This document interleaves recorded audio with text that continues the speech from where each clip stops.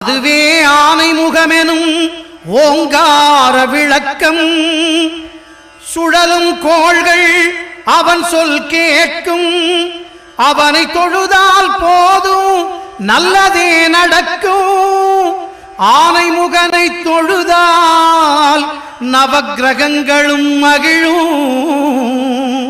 நல்லதே நடக்கும், நல்லதே நடக்கும்.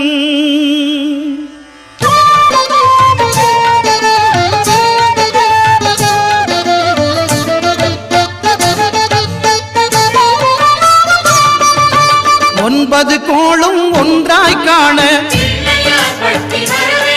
அங்கு கற்பகம் என்னும் கடவுளின் மெய்யில். ஒன்பது கோளும் ஒன்றாய் காண அங்கு கற்பகம் என்னும் கடவுள்